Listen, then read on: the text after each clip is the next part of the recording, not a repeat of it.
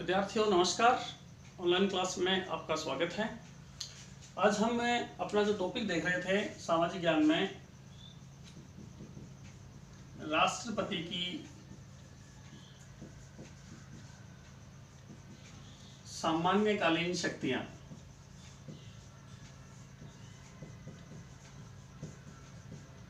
राष्ट्रपति की सामान्यकालीन शक्तियां। भाई सामान्य काल दो चीजें हैं, एक सामान्य काल और एक आपातकाल। तो सामान्य काल में राष्ट्रपति के पास कौन कौन सी शक्तियां होती हैं, इनका हम अध्ययन कर रहे हैं। और पहला जो टॉपिक है अपना राष्ट्रपति की कार्यपालिका शक्ति। राष्ट्रपति की कार्यपालिका शक्ति के तहत समझो, राष्ट्रपति विभिन्न उच्च पदों पर नियुक्ति करता है। राष्ट्रपति विभिन्न उच्च पदों पर नियुक्ति करता है। नियुक्ति में कौन कौन से आ जाएंगे? प्रधानमंत्री की नियुक्ति। प्रधानमंत्री की नियुक्ति राष्ट्रपति द्वारा की जाती है कार्यपालिका शक्ति के तहत। प्रधानमंत्री की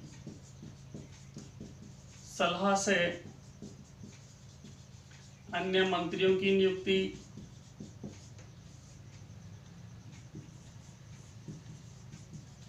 अन्य मंत्रियों की नियुक्ति, ठीक है। अन्य मंत्रियों की नियुक्ति उच्च एवं उच्चतम न्यायालय के मुख्य व अन्य न्यायाधीशों की नियुक्ति।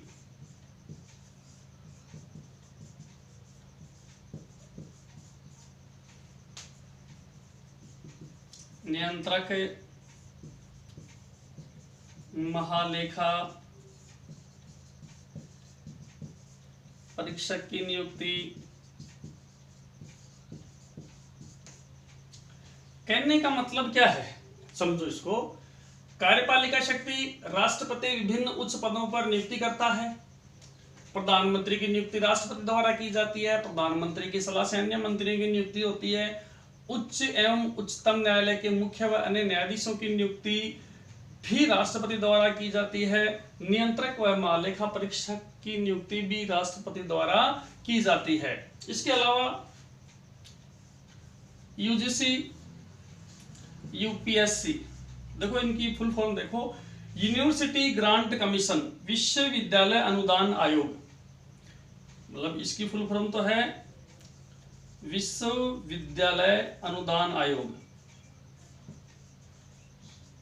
अनुदान आयोग।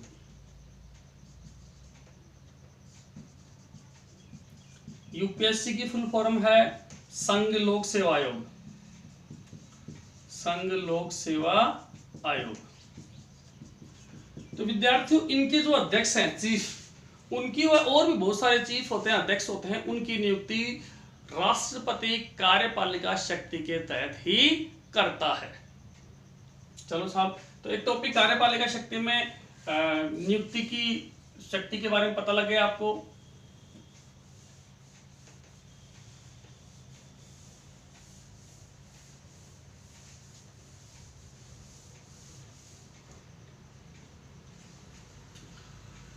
राष्ट्रपति विभिन्न पदों पर नियुक्ति के साथ साथ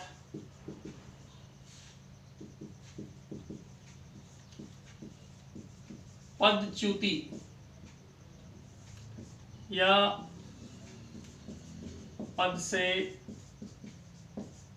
हटाने का अधिकार भी रखता है। राष्ट्रपति कार्यपालिका के तहत नियुक्ति नहीं करता बल्कि पदच्युति भी करता है, पद से हटाने का कार्य भी करता है। ठीक है।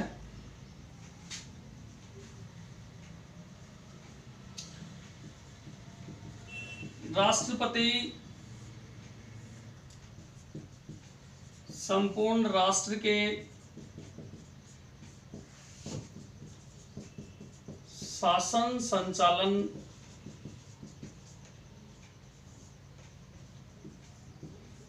का कार्य भी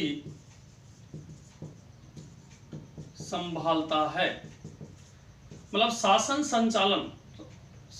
संचालन का जो कार्य है इसकी जिम्मेदारी भी राष्ट्रपति की ही होती है। राष्ट्रपति द्वारा ही इसको निर्देशित किया जाता है, संभाला जाता है। किस शक्ति के तहत? कार्यपालिका शक्ति के तहत।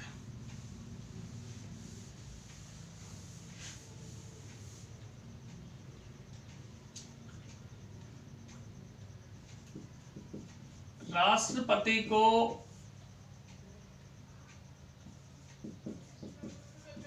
इस शक्ति के तहत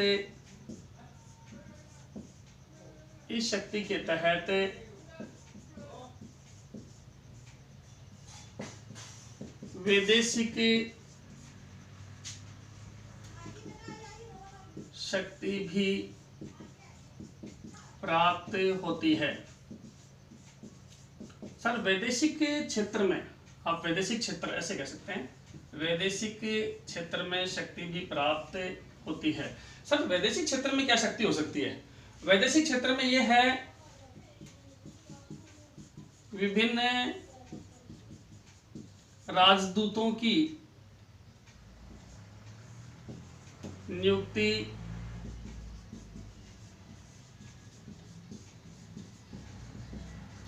राष्ट्रपति द्वारा ही की जाती है। अब आप कहेंगे सर राजदूत क्या होते हैं? विदेशों में हर एक देश में उच्चायोग होते हैं। विदेशों में हर एक देश में उच्चायोग होते हैं। उन उच्चायोगों में भारत के जो नौकरशाही है, हमारी जो अखिल भारतीय सेवाएं हैं, उनमें नियुक्त अधिकारी बैठते हैं और उनकी नियुक्ति राष्ट्रपति द्वारा की जाती है। उस देश में वो हमारे जो कामगार हैं या उस देश की जो फॉरेन पॉलिसी है, विदेश नीति, उससे हमारे देश का समझौता, या फिर जैसे मान लो एक फॉर एग्जांपल मैं बात करता हूं दुबई में उच्चायोग है, भारतीय उच्चायोग। वहां भारत के अधिकारी बैठे हैं, जो विदेश विभाग है उसमें भारतीय अधिकारी बैठे हैं। अब हमारे जैसे मान लो कोई भी कामगारों के साथ अन्याय हो रही है तो हम लोग वहां की सरकार से बात नहीं करेंगे, बल्कि हमारा जो उच्चायोग है भारत में वो सीधा हमारे दुबई के उच्चायोग से बात करेगा। और क्योंकि वहां हमारे राजदूत बैठे हैं, उनको हम राजदूत के नाम संबोधित करते हैं, वो राजदूत ऑथोराइज रहते हैं वहां की सरकार से बात करने के लिए। वो वहां की सरकार से वो बात करेंगे कि साहब इंडिया से इस प्रकार का मैसेज आया और यहाँ हमारे कामगारों की फलानी कंपनी में अच्छा व्यवहार नहीं हो रहा है या उनको सुविधा नहीं दी जा रही है, उनका शोषण हो रहा है, तो वो बात करेंगे। तो राजदूतों का मतलब समझ गए, हर एक देश में भारत के मतलब अधिकारी बैठे हैं, जो वहां का उच्चायोग है वहां बैठते हैं।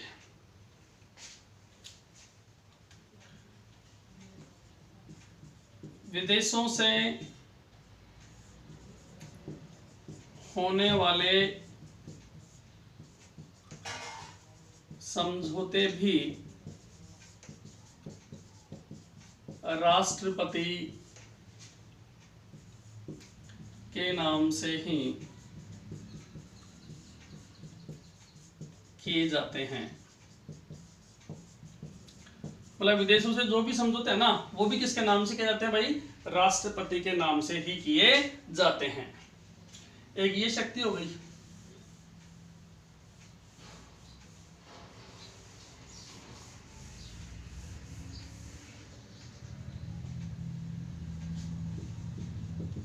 राष्ट्रपति को कार्यपालिका शक्ति के तहत सैनिक शक्ति भी प्राप्त होती है। सैनिक शक्ति भी प्राप्त होती है। इसके तहत राष्ट्रपति तीनों सेनाओं का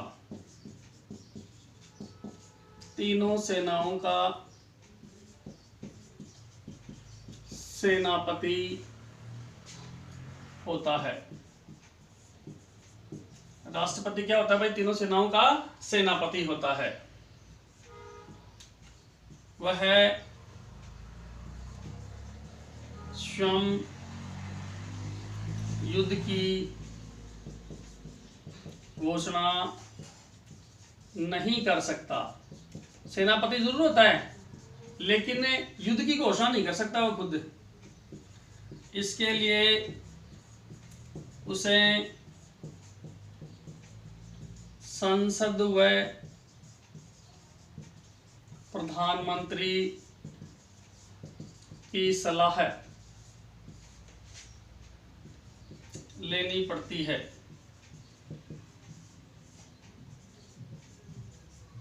इसके लिए उसे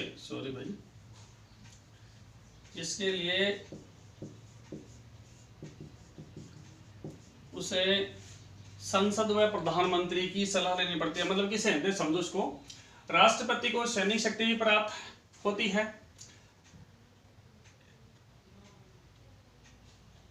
इसके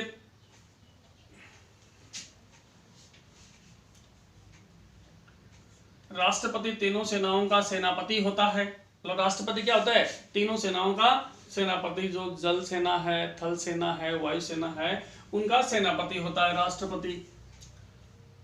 वह स्वयं युद्ध की घोषणा नहीं कर सकता। राष्ट्रपति खुद अपने बेस पर युद्ध की घोषणा नहीं कर सकता। इसके लिए उसे संसद व प्रधानमंत्री की सलाह लेनी पड़ती है। किसकी सलाह लेनी पड़ती है भाई? संसद की भी और प्रधानमंत्री की भी। मतलब उनकी सलाह के बिना ये युद्ध की घोषणा नहीं कर सकता। तो विद्यार्थियों, कहने का मतलब ये हमारी कार्यपालिका शक्ति हो गई। आपको याद करने का मैंने आपको बताया था, समझा दिया पॉइंट टू पॉइंट। एक बार इन शक्तियों को एक बार मैं आपको दोबारा से लिख करके समझा देता हूं, जिससे कि आपको याद करने में सहूलियत मिले।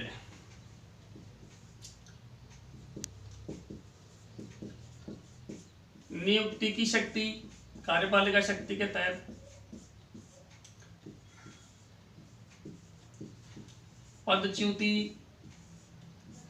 या पद से हटाने की शक्ति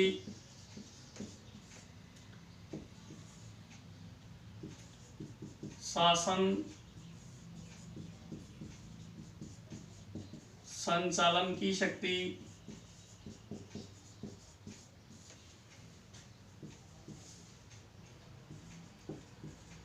वैदेशिक क्षेत्र की शक्ति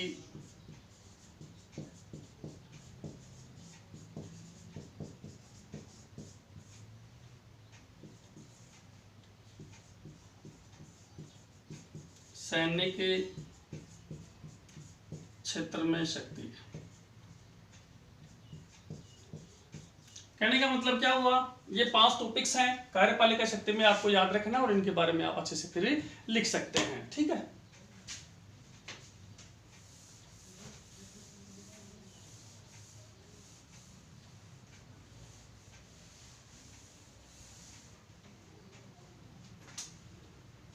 दूसरी है राष्ट्रपति की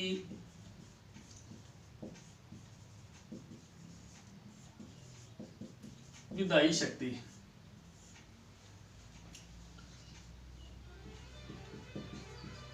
राष्ट्रपति की स्वीकृति के बिना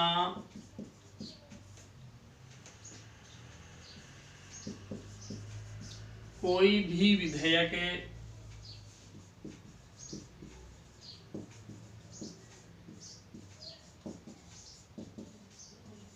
कानून का रूप नहीं ले सकता। एक चीज तो ये समझो कि विधायी शक्ति में राष्ट्रपति की स्वीकृति के बिना कोई भी विधेयक जब तक राष्ट्रपति की स्वीकृति नहीं मिलेगी कानून का रूप नहीं ले सकता।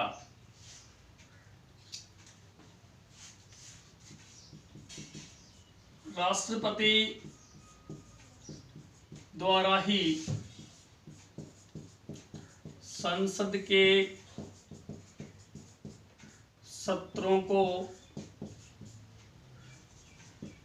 आहूत और अवसान, देखो दो शब्द आ रहे हैं, आहूत और अवसान किया जाता है। आहूत का मतलब होता है शुरू करना, अवसान का मतलब होता है समाप्त करना। तो कहने का मतलब है राष्ट्रपति की स्वीकृति के बिना कोई विधेयक कानून नहीं बन सकता। सबको मालूम है दोनों सदनों में विधेयक पेश होता है तब तक विधेयक ही रहता है जब तक राष्ट्रपति की स्वीकृति नहीं मिलती। जैसे ही राष्ट्रपति की परमिशन मिलती है वह कानून का रूप ले लेता है। एक बात, राष्ट्रपति द्वारा ही संसद के सत्रों को आहूत, शुरू, अवसान, समाप्त, मतलब शुरू और समाप्ति का काम कौन करता है? राष्ट्रपति ही करता है। ध्यान रहे राष्ट्रपति इन सत्रों को शुरू और समाप्त करता है, लेकिन अध्यक्ष कभी नहीं रहता इन सत्रों के, बल्कि अध्यक्ष रहता है कौन? लोकसभा अध्यक्ष। मतलब लोकसभा में लोकसभा अध्यक्ष और राज्यसभा में राज्यसभा का सभापति, मतलब उपराष्ट्रपति।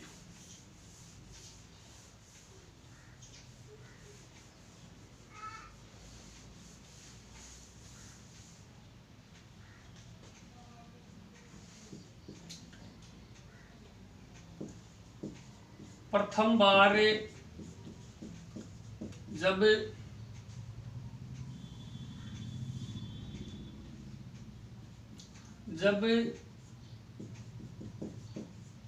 लोकसभा के चुनाव होते हैं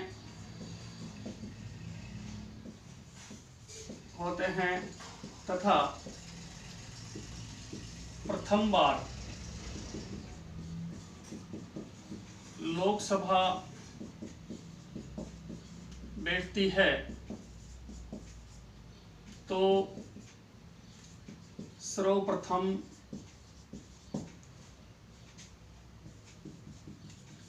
राष्ट्रपति का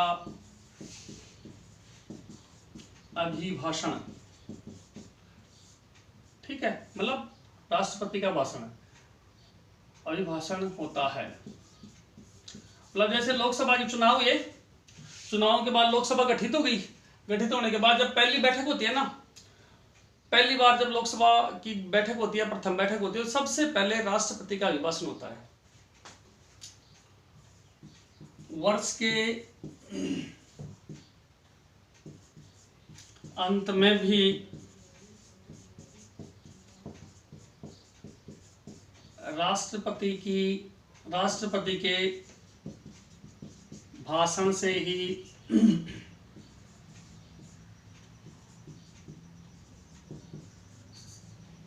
में भी राष्ट्रपति का भाषण होता है। ऐसे लिख लो, राष्ट्रपति का भाषण करवाया जाता है। जब वर्ष का अंत, जब लास्ट सेशन होता है, जब अंत में जैसे शीतकालीन सत्र होता है उस समय भी राष्ट्रपति का भाषण करवाया जाता है। जब सेशन लगभग एंड होता है, साल का अंत होने वाला होता है, या फिर लोकसभा नहीं गठित होती है तो भी।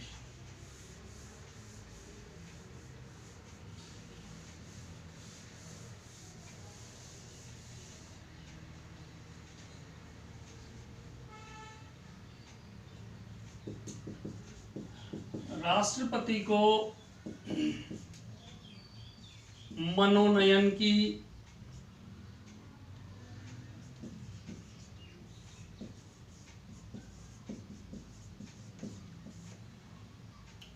शक्ति भी प्राप्त होती है। राष्ट्रपति को किसकी भाई? मनोनीत करने की शक्ति। राष्ट्रपति संसद में 14 सदस्यों को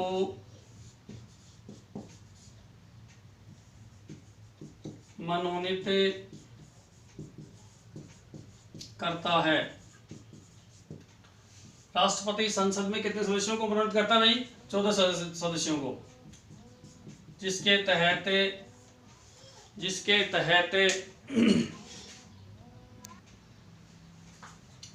तो अभी मैं बता रहा था आपको कि राष्ट्रपति की जो विधायी शक्ति है, राष्ट्रपति को मनोनयन की शक्ति भी प्राप्त होती है। राष्ट्रपति संसद में 14 सदस्यों को मनोनीत करता है, जिसके तहत वह 2 आंग्ल भारतीय, बताया था कि आपको मैंने आंग्ल भारतीयों का मनोनयन किसमें होता है? आंग्ल भारतीयों को लोकसभा में तथा 12 विभिन्न विषयों के विशेषज्ञों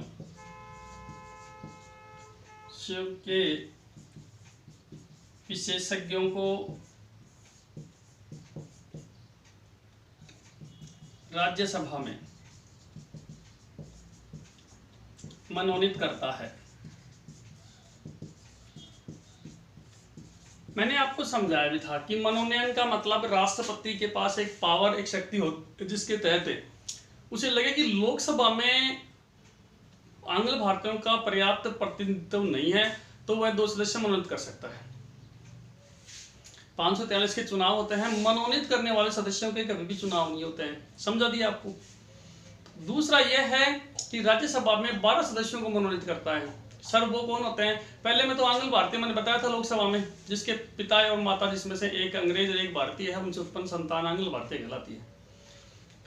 ठीक है, ये आपको क्लियर हो गया। अब बात करते हैं राज्यसभा में। राज्यसभा में कला, विज्ञान, वाणिज्य, बताया था मैंने आपको, समझाया था। कला, विज्ञान, वाणिज्य, खेल जगत, उद्योग जगत, फिल्म जगत, संगीत, नृत्य, वह अन्य जो भी क्षेत्र हैं उनमें जो विशेषज्ञ होते हैं, स्पेशलिस्ट लोग, उनको राज्यसभा द्वारा नॉमिनेट किया जाता है। राज्यसभा में राष्ट्रपति द्वारा नॉमिनेट मतलब मनोनीत किया जाता है। राष्ट्रपति उन प्रतिभाओं को देश की सेवा का अवसर और प्रदान करती है, और वो राज्यसभा में राष्ट्रपति द्वारा मनोनीत किए जाते हैं। इन मनोनीत सदस्यों के कभी भी चुनाव नहीं होते, बल्कि ये राष्ट्रपति की परमिशन से, हालांकि प्रधानमंत्री की सलाह इसमें उत्तम होती है, उनकी सलाह के बिना कोई काम नहीं होता, लेकिन फिर भी राष्ट्रपति इन सदस्यों को मनोनीत करता है।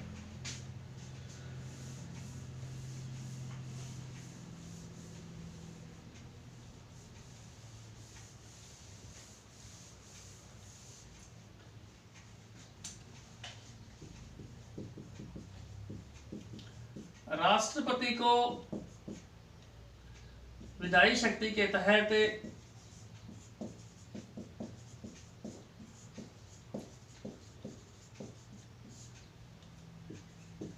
कई प्रकार के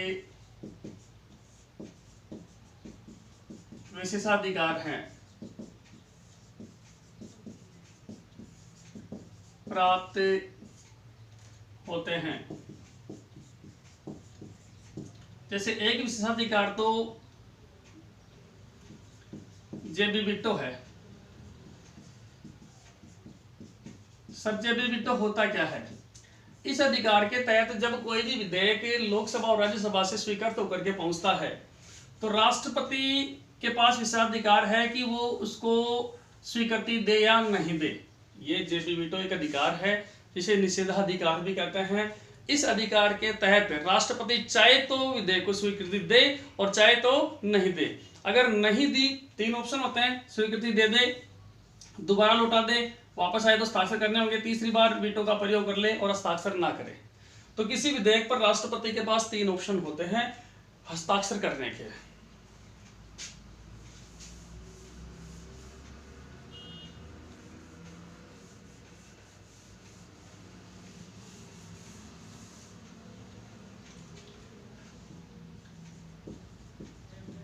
अध्यादेश की शक्ति। सर अध्यादेश क्या होता है? पहले तो ये समझो कि इसका उल्लेख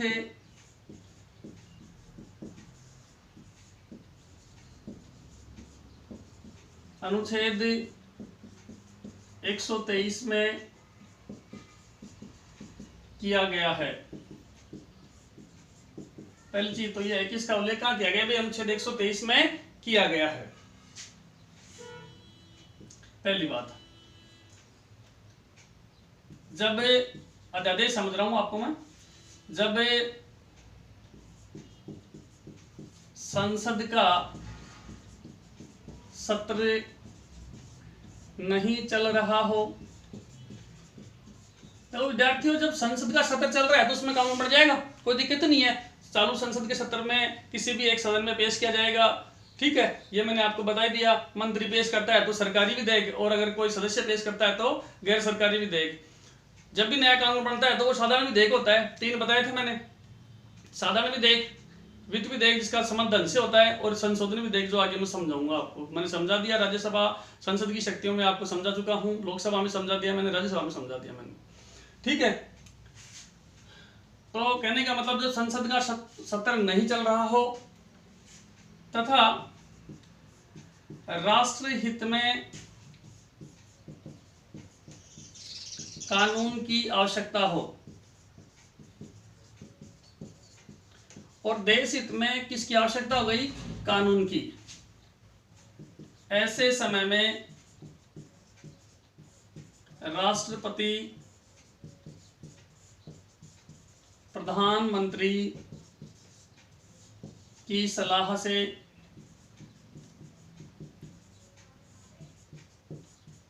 अध्यादेश जारी करता है। जब संसद का सत्र नहीं चल रहा हो, राष्ट्र हित में कानून की आवश्यकता हो, ऐसे समय में राष्ट्रपति प्रधानमंत्री की सलाह से क्या जारी करता है भाई, अध्यादेश।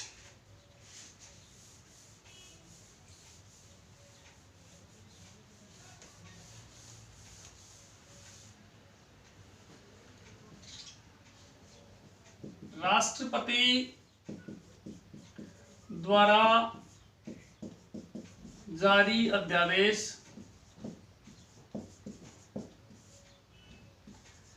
अपने आप में कानून होता है। मतलब अपने आप में क्या होता है, वो कानून होता है, परंतु यह 6 माह तक ही वैध रहता है। कितने दिन तक वैध रहता है ये, 6 महीने तक। 6 महीने बाद क्या होगा, संसद का सत्र शुरू होते ही 6 सप्ताह के भीतर, मतलब जैसे ही संसद का सत्र शुरू हुआ 6 सप्ताह के भीतर इसे दोनों सदनों से स्वीकृत कराना पड़ता है।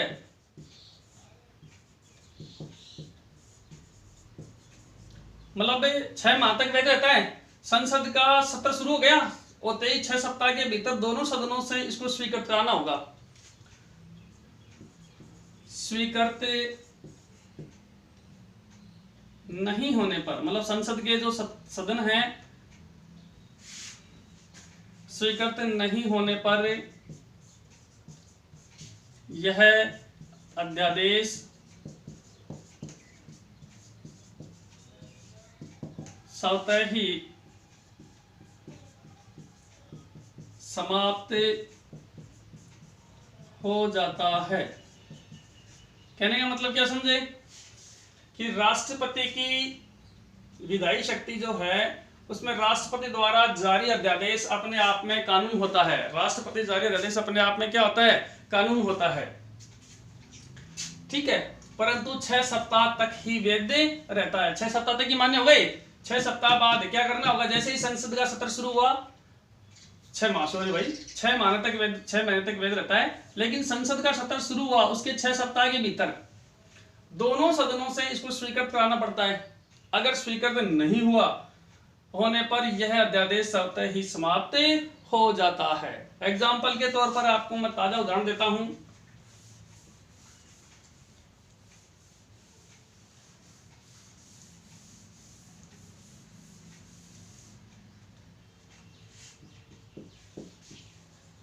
पिछले दिनों राष्ट्रपति ने 3 तलाक, एक मुसलमानों का विवाद था, 3 तलाक पर अध्यादेश जारी किया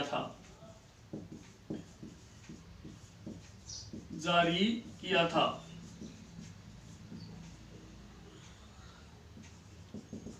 जिसे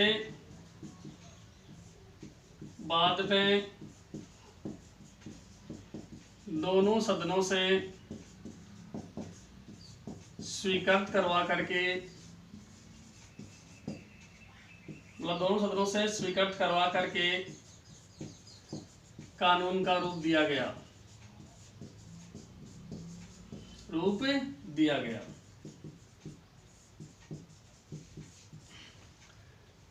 तो विद्यार्थियों, कहने का मतलब यह है, राष्ट्रपति की जो शक्तियां थी, सामान्यकालीन शक्तियां, वो बड़े लेवल पर हम अध्ययन कर रहे हैं। हमने 2 शक्तियों का अध्ययन किया है, एक कार्यपालिका शक्ति और एक विधायी शक्ति। हालांकि शक्तियां और भी हैं, इनका अध्ययन हम बाद में करेंगे अगली क्लास में। अभी मैंने समझाया कि कार्यपालिका शक्ति के तहत विभिन्न प्रकार की नियुक्तियां, पदच्युति या फिर जो शासन संचालन, वैदेशिक क्षेत्र में शक्ति, सैनिक क्षेत्र में शक्ति, ये राष्ट्रपति की शक्तियां होती हैं। ऐसे ही विधायी क्षेत्र में कोई भी विधेयक राष्ट्रपति की स्वीकृति के बिना कानून नहीं बनता है। मनोनीत करने की शक्ति है, संसद सत्र को शुरू करता है, समाप्त करता है। जब भी लोकसभा नियुक्त होकर आती है तो राष्ट्रपति की स्वीकृति से ही मतलब उसकी कार्यवाही स्टार्ट होती है। ऐसे और किसी भी विधेयक को रोकने के लिए राष्ट्रपति के पास 3 ऑप्शन होते हैं। अध्यादेश जारी कर सकता है राष्ट्रपति। तो विद्यार्थियों, इनको आपको टू द पॉइंट टॉपिक अच्छे से लिख करके याद करना है और इनको साथ साथ में समझते हुए चलना है। आज की क्लास में इतना ही। नेक्स्ट की जो बची हुई शक्तियां हैं वो आगे क्लास में देखेंगे।